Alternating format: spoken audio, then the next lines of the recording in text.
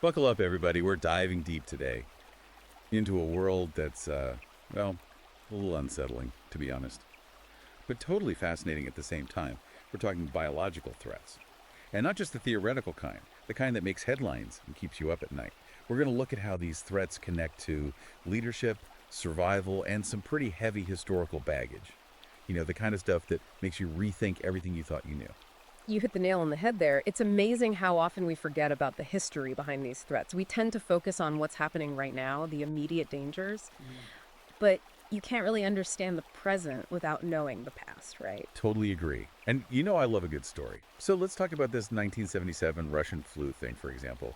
It sounds like something straight out of a spy movie. A lab accident in the Soviet Union, and bam, the whole world's facing a pandemic. Is that for real? It is, unfortunately. It's a classic case of scientific progress kind of going off the rails. They were working on a flu vaccine, which is a noble goal, of course, but they were using a live virus, and it seems their safety measures weren't exactly top-notch. So that's how it turned into a global pandemic. Pretty much, yeah. This particular flu strain hadn't been around for decades, so most people had no immunity. It spread like wildfire, causing a lot of sickness and death. It took a massive global effort to finally get it under control. A stark reminder, don't you think, of how vulnerable we are to these kinds of threats. No doubt about it. It makes you wonder, though, did anything like this happen before? I mean, before 1977? Oh, absolutely. Biological warfare has been around for centuries. Way back in ancient times, armies were already using disease as a weapon. Seriously? I had no idea. What did that even look like back then? Well, they didn't really understand how diseases spread, so it was a lot of trial and error. Imagine things like, catapulting infected corpses over city walls, or poisoning wells and water supplies. Pretty gruesome stuff. Wow, that's both ingenious and horrifying. I guess no matter what time period we're talking about, people always find ways to, let's say, weaponize nature for their own less than noble purposes. You got it.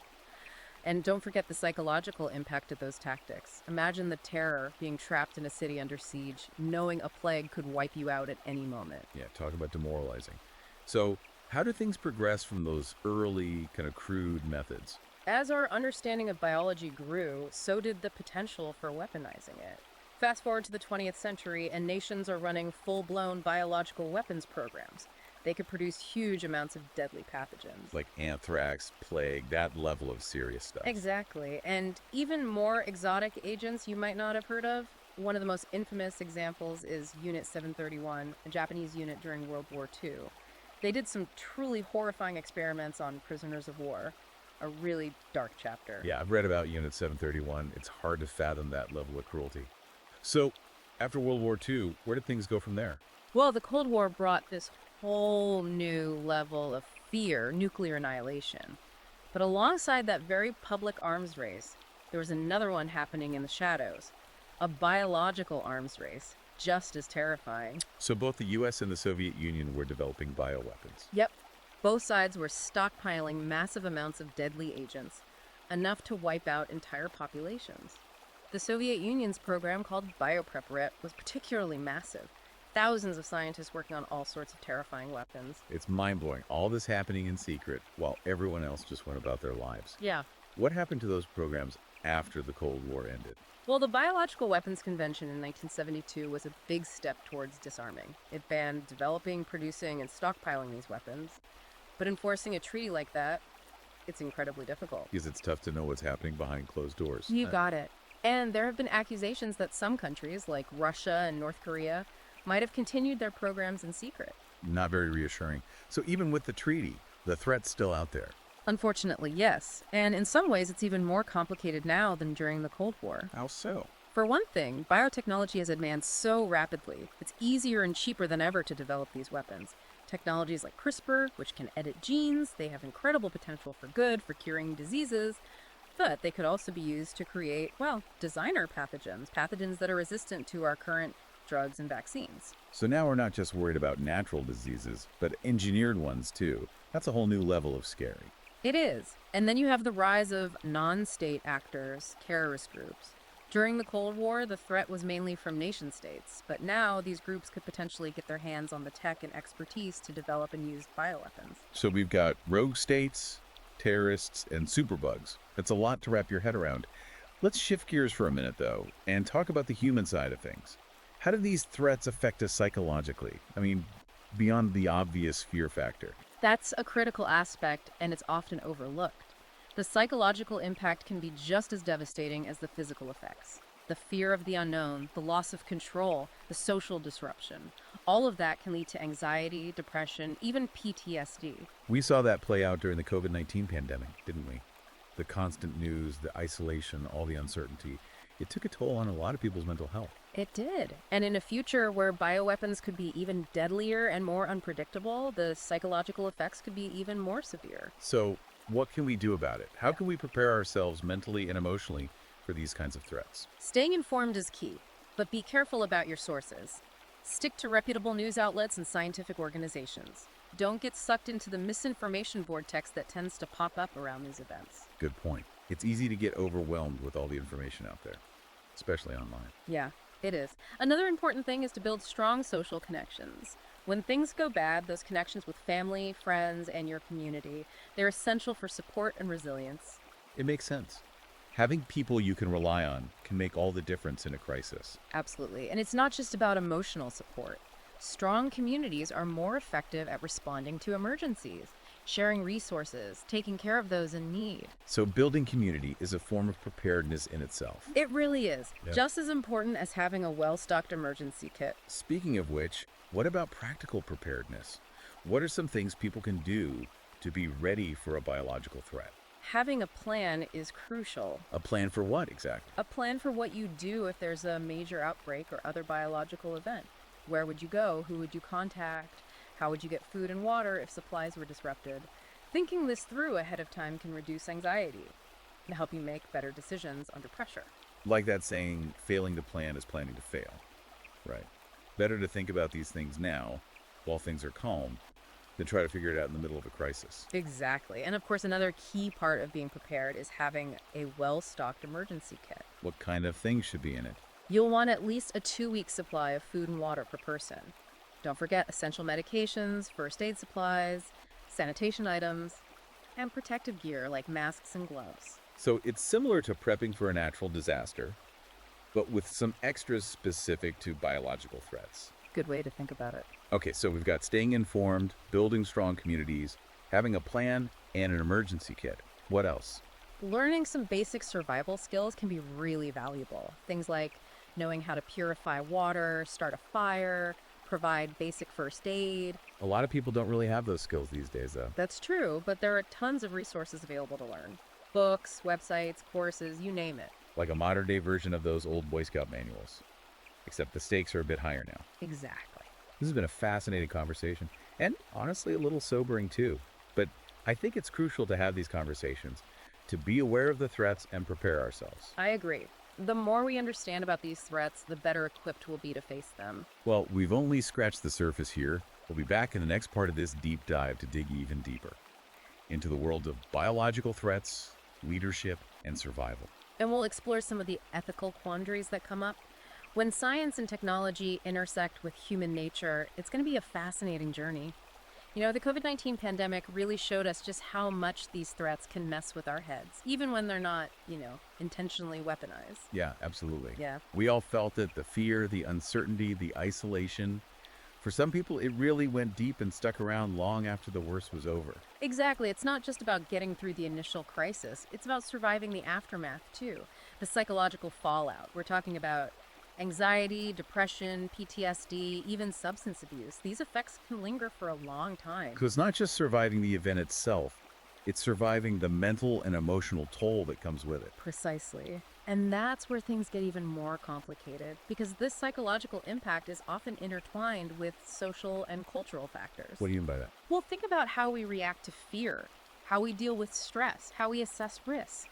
These are all influenced by our upbringing, our culture, our social circles. There's no one-size-fits-all response. So different people will react differently to the same threat.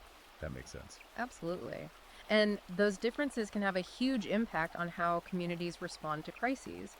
For example, if people don't trust the authorities or if they're getting their information from shady sources, it can be really hard to implement effective public health measures. Oh yeah, we saw that in real time during the pandemic. All the misinformation and conspiracy theories spreading online. It's like fighting a virus on two fronts. Exactly. And it's not just about individual beliefs. These things can spread through social networks really quickly, creating this kind of collective anxiety that's tough to deal with. It almost becomes a virus itself, a virus of fear and misinformation. That's a powerful analogy. And like a real virus, it can mutate and spread, making it even harder to contain. So we've established that the psychological impact is real, it's complicated, and it can last a long time. What can we actually do about it? How can we build up resilience both individually and as communities? First things first, we have to acknowledge the problem. These psychological effects are real, and we can't just ignore them. It's not about being tough and pretending everything's fine. Right, pretending won't make it go away. Exactly. We need to create a culture where it's okay to talk about these things, to seek help when you need it, and to support others who are struggling. That's so important. There's still a lot of stigma around mental health, especially for men. There is, and it needs to change. We need to create spaces where men feel comfortable opening up about their fears and anxieties, without feeling judged or weak. Absolutely. Besides talking about it, what else can we do? There are a lot of things that can help build resilience. Things like exercise, mindfulness, spending time in nature, connecting with loved ones. It's about taking care of yourself, both physically and mentally. So self-care is important, but it's not just about individual effort, right? You mentioned community earlier. You're right. Building strong communities is another crucial piece of the puzzle. When people feel connected to something bigger than themselves, they tend to be more resilient in the face of adversity. It's not just about individual preparedness, it's about collective preparedness as well. And that brings us to another critical aspect, leadership. When things hit the fan, strong leadership is essential. Absolutely. But what does strong leadership actually mean in this context? It's more than just being in charge. It's about being effective. It's about leaders who can communicate clearly and honestly, inspire trust and confidence, make tough decisions when they need to be made. So it's about competence, but also about character and integrity. Exactly. And it's not just about government leaders either. We need strong leadership at all levels in our families, our communities, and our workplaces. Everyone has a role to play. And that's why it's so important to talk about these issues, to educate ourselves and others, and be ready to step up when needed. Let's talk about some real-world examples of leadership in the face of these kinds of threats. We talked about the 1977 Russian flu, Unit 731, the Cold War arms race earlier. But there must be other examples, maybe some more inspiring ones. There are, and I think it's important to highlight those. Because they show us what's possible, we can learn from both the successes and the failures of the past. Okay, let's start with something recent. The COVID-19 pandemic was a global crisis, and leadership varied widely. Were there any leaders who really stood out, either for doing things well or, well, not so well? There were definitely some notable examples. Jacinda Ardern, the Prime Minister of New Zealand, got a lot of praise for her quick and decisive action. She implemented lockdowns and other measures early on, which helped contain the virus effectively. I remember her communication style being really well received too. It was. She was clear, compassionate, and consistent in her messaging. She really seemed to connect with people on a human level. On the flip side, leaders like Boris Johnson in the UK and Donald Trump in the US faced a lot of criticism for their handling of the pandemic. They did. Their messaging was often inconsistent and confusing, and there was a sense that political considerations were sometimes put ahead of public health. It seemed like they were downplaying the threat at first, and then they had to scramble to catch up when things got bad. That's a pattern we see a lot, unfortunately, and it highlights how important it is to have leaders who are willing to listen to experts, to be proactive rather than reactive, and to communicate effectively with the public. I think the pandemic also showed us how important trust is. Absolutely. When people trust their leaders, they're more likely to follow their guidance, even when it's tough or inconvenient. But when that trust is broken, it can be really hard to rebuild. And that trust is built on things like transparency, honesty, and accountability. Exactly. And it's also built on competence.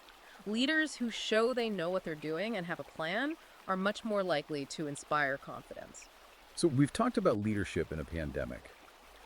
But what about other types of biological threats? What kind of leadership do we need to be ready for things like bioterrorism or engineered pathogens? That's a great question, and I think it points to the need for a different kind of leadership. What do you mean? The skills you need to manage a pandemic, which is a natural event, even if human actions can make it worse. Those skills are different from what you need to manage a bioterrorist attack, which is a deliberate act of aggression. It requires a different mindset, a different set of skills, a different approach to decision making. So what does that leadership look like when we're facing something like a bioterrorist attack? We need leaders who can think strategically, leaders who understand the complexities of the threat, and who are prepared to take decisive action, all while being mindful of the potential consequences of their actions. The stakes are incredibly high in these situations. So it's not just about stopping the attack, it's about managing the aftermath effectively and ethically. Precisely. We need leaders who are thoughtful, compassionate, and have a strong moral compass. It's a rare combination of traits, but they do exist. We need to do everything we can to identify these individuals, support them, and prepare them for the challenges ahead. Okay, we've talked about the need for strong leadership, but leadership doesn't operate in a vacuum.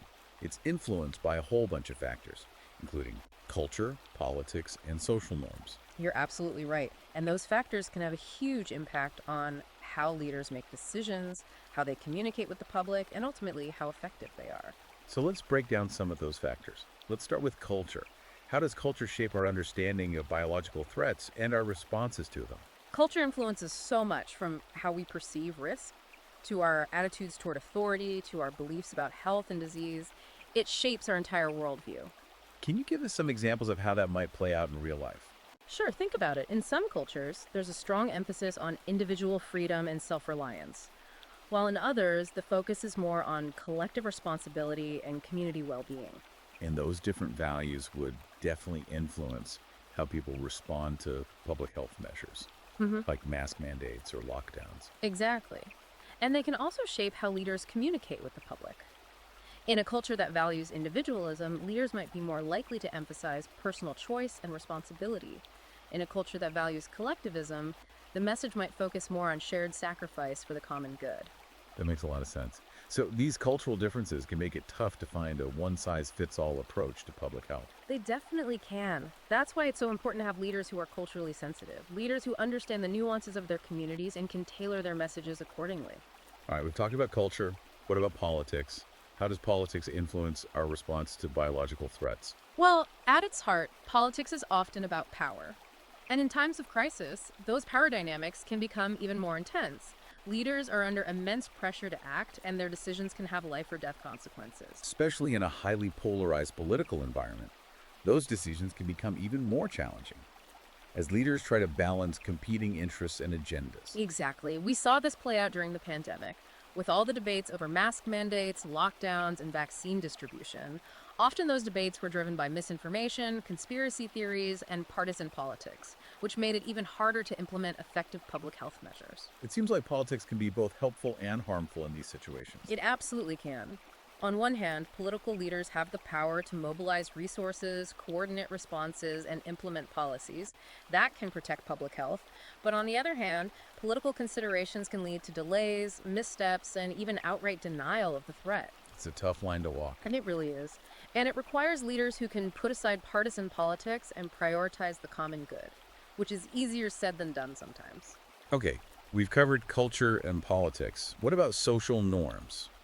How do they shape our understanding of biological threats? Social norms are those unwritten rules that govern how we behave in society. They influence so much, from how we greet each other, to how we express emotions, to how we perceive risk.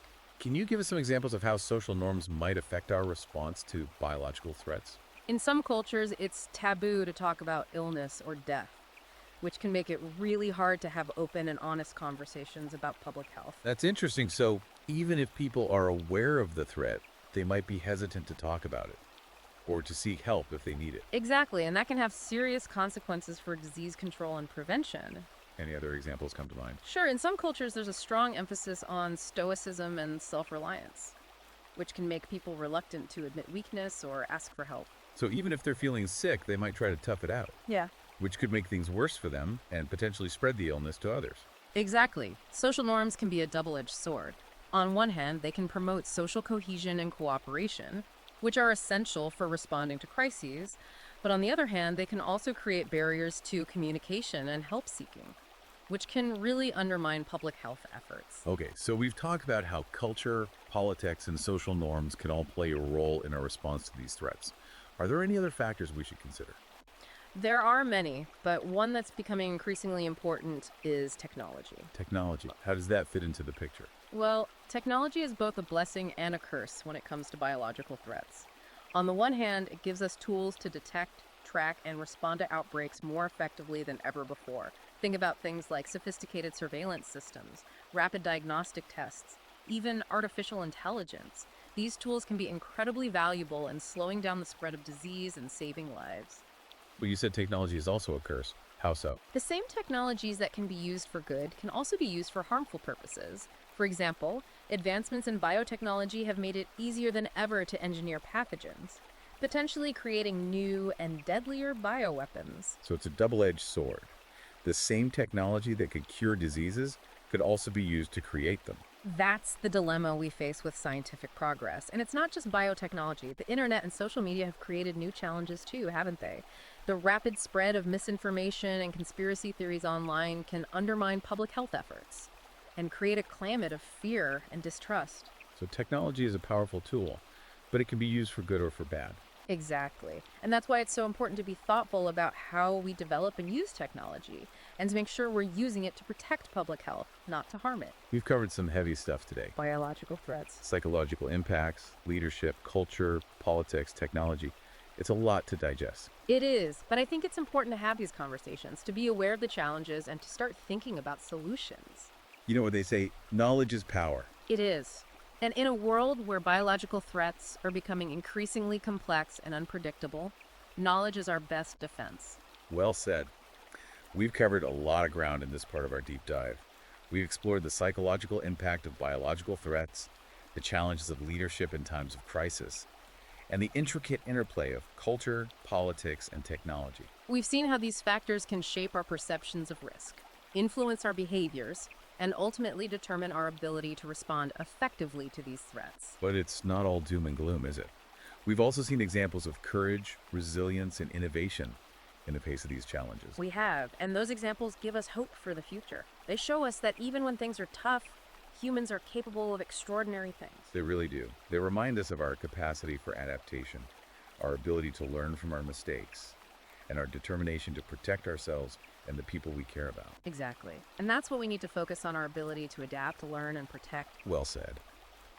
We'll be back in the next part of this deep dive to explore the ethical dimensions of biodefense and discuss what the future might hold for humanity in an age of biological warfare. Okay, we're back for the final part of our deep dive on biological threats. We've talked about a lot already, from historical examples to the psychological impacts, leadership challenges, and all those factors at play, like culture and technology. Now let's shift gears a bit and talk about the ethical side of things. Biodefense, it's a minefield ethically, wouldn't you say? It really is. Biodefense raises some of the toughest ethical dilemmas we face as a species. It's where science, technology, and morality all collide, and those intersections can be, well, pretty messy. So let's get right into those ethical dilemmas. All right. What are some of the biggest ones we need to be grappling with? One of the most significant is something called the dual-use dilemma. Dual use, what does that even mean? It means that the same knowledge and technologies that can be used for good to improve human health can also be used to create bioweapons. So like the same research that could lead to a cure for cancer could also be used to make a deadly virus. That's the dilemma in a nutshell. And there's no easy solution, it's a constant balancing act. No kidding. So how do we even begin to navigate that? How do we balance the potential benefits of science with the very real risks of misuse? That's the million-dollar question, and there's no simple answer. But I think it starts with acknowledging that science is never truly neutral. It's always influenced by social and political forces. The questions we ask, the research we fund, the technologies we develop, these are all choices. Choices shaped by our values and beliefs. So we need to be more aware of those values and beliefs and how they might be affecting our decisions about science and technology. Exactly. We need to have open and honest conversations about the ethical implications of the choices we're making, both individually and as a society. If we don't, we could end up creating a more dangerous world, not a safer one. That's a pretty sobering thought. So we've got this dual-use dilemma to deal with. What other ethical challenges are on the horizon? Another one that's closely related is the issue of who benefits from biodefense research. It's often expensive, resource-intensive research. And the benefits, things like new vaccines, treatments, diagnostic tools, they're not always distributed fairly. So are you saying there's a risk that the wealthy countries, Yeah. they might end up with all the best biodefense tech, leaving everyone else vulnerable? It's a real concern, and it's something we need to be actively talking about. As we develop and deploy these technologies, a bioweapon doesn't care about your nationality or your income. A pandemic is a global event, and it demands a global response, a response that's fair and just. I couldn't agree more. Okay, so we've talked about the dual use dilemma and the problem of equitable access. Yeah. Any other ethical challenges we should be thinking about? Oh, there are plenty, but one that's becoming especially relevant in the age of AI is autonomy. Autonomy. How does that relate to biodefense? Well, as AI gets more and more sophisticated, we're seeing more and more potential for it to be used in biodefense decision making. Think about AI systems that can analyze data, identify threats, and even recommend what actions to take in response to a biological attack or outbreak. That sounds, I don't know, promising, but also a little scary. It is both. These systems could be incredibly useful, but they also raise some serious ethical questions. For instance, who's ultimately responsible for the decisions these systems make? If an AI system recommends something that ends up having unintended consequences, who takes the blame? The developers, the users, the government? That's a tough one. And it gets even more complicated when you think about potential bias in AI systems. Absolutely. AI systems are only as good as the data they're trained on. If that data is biased, the AI will be biased too. This could lead to AI systems making decisions that are discriminatory or unfair. It's a real danger we need to watch out for as we bring AI into the biodefense world. It sounds like we're entering uncharted territory, ethically speaking. We are, but that doesn't mean we should avoid these technologies. It means we need to approach them carefully and thoughtfully. We need to have those open and honest conversations about the potential risks and benefits. And we need to develop clear ethical guidelines for how we develop and use them. Because ultimately, the goal of biodefense is to protect human life, right? Exactly. And we need to make sure our efforts to achieve that goal are aligned with our values. Okay, we've covered a lot of ground on the ethical issues surrounding biodefense. Now let's look ahead. What's in store for humanity in this age of biological threats? That's the big question, isn't it? We can't predict the future for sure, but we can make some educated guesses based on what we're seeing now, the trends and emerging technologies. So let's speculate a bit. What are some of the things that might shape the future of biological threats and biodefense? Well, one thing that's almost guaranteed is that technology will keep advancing at a rapid pace. We're already seeing amazing breakthroughs in fields like biotechnology, artificial intelligence, nanotechnology, and those advancements will have a huge impact on the kinds of biological threats we face. So we're probably going to see more sophisticated bioweapons, maybe even designer pathogens that are tailored to specific targets. It's definitely a possibility, and we need to be ready for it. What about on the defense side? How will these technologies shape our ability to protect ourselves? Well, the good news is that these same technologies also give us new ways to defend ourselves, new ways to detect, track, and respond to outbreaks more effectively.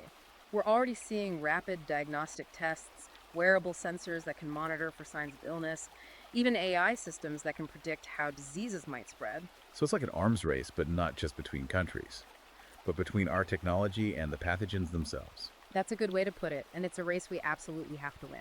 What about the human element in all of this?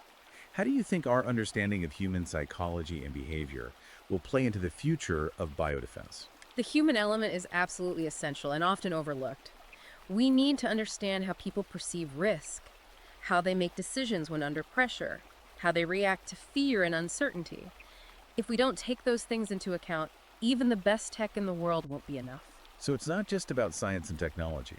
It's about understanding people and how they behave in a crisis. Exactly. We need to design our defenses with human behavior in mind, build trust, foster resilience, and give people the tools to make informed decisions. So biodefense isn't just a technical challenge, it's a human one too. It's both. And that's why it's so important to have a multidisciplinary approach, one that draws on insights from fields like psychology, sociology, anthropology, even philosophy. This has been a fascinating and thought-provoking deep dive. We've explored the history of biological warfare, the ethical side of biodefense, the potential for future threats, and the technologies that might help us protect ourselves. It's a lot to absorb, but I feel like I've learned so much about this complex landscape. I'm glad to hear that. It's a journey that takes us through the intersection of science, technology, and humanity, and it's a journey we all need to be a part of. I couldn't agree more. So as we wrap up this deep dive, what's the one key takeaway you hope our listeners walk away with? The future is not predetermined. The choices we make today will shape what tomorrow looks like. If we want a future where humanity is safe from these threats, We need to be informed, engaged, and proactive. We can't just sit around and wait for something bad to happen. We need to be thinking ahead, anticipating challenges, and coming up with solutions. And we need to do it together, right? This isn't something any one country or organization can solve on its own. Absolutely. It requires collaboration, cooperation, and a shared commitment to protecting our collective future. This has been a truly insightful conversation. Thanks for joining us on this deep dive into biological threats, leadership, and survival. It's been my pleasure. And for those who want to learn more, there are some excellent books out there. You can find them on Amazon Kindle and Google Play Books. Just search for biological threats, biodefense, or pandemic preparedness. You'll find a wealth of information at your fingertips. Great advice. Remember, folks, knowledge is power. Stay informed, stay vigilant, and stay safe. Until next time, keep exploring, keep learning, and keep diving deep.